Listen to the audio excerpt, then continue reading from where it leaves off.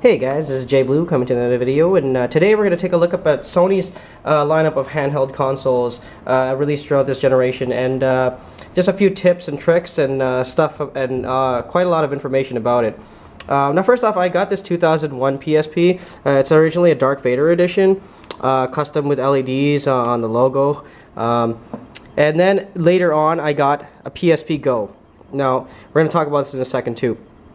So at first, when I started getting into the modding stuff, I wasn't really sure how to hack it or anything. And when you get into this, you're gonna look up that you're gonna need to downgrade the firmware regardlessly which way you go. That's how it used to be.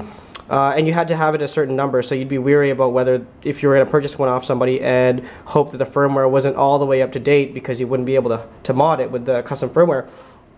Now as time went on, when the market was really hot for this, Daytel was the original company that came up with this, and this is called a Pandora Battery.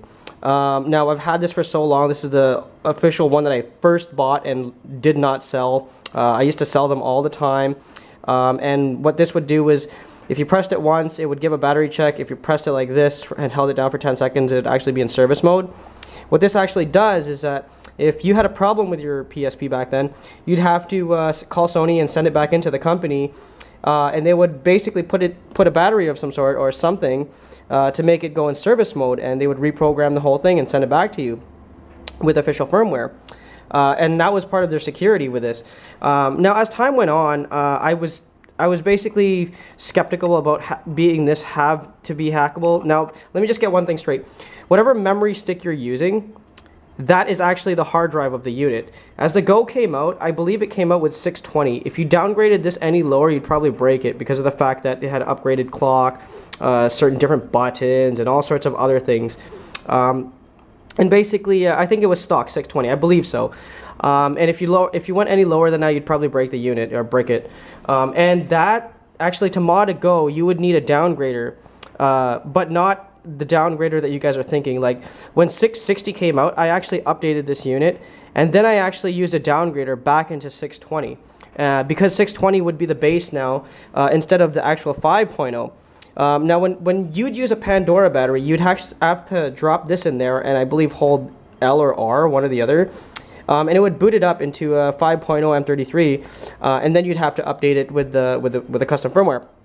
And this also used to be a 660 downgrader, I believe. Not exactly sure, but I used to use all these. Oh yeah, it does have the custom firmware Pro B10. And yeah, I've been using that. And what's really cool about it too is you're gonna run into other things. Like later on after that, you'll get emulators for Game Boy Advance and Game Boy, and stick all the ROMs in there and be able to use it. And you'd only need also this M2 to MS Pro Duo. To MS basically to stick it in your computer and program the actual card itself and load the information off and on and so forth. Now if you wanted to get a little bit more extreme, there's also SD to Pro Duos, and there's also dual SD to Pro Duos. If you put two 32s or 16s in there, it'd be or 32s, it'd be like 64, which I don't really think it reads. I think the maximum capacity for the PSP is actually 32 gigs.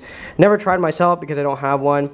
If you wanted to push the Go, it actually had I believe 16 gig internal memory, so you wouldn't need a memory card anymore. Although it does have a little tiny slot which they manufacture their own kind of memory, which is called the M2. This is actually an 8 gig stick.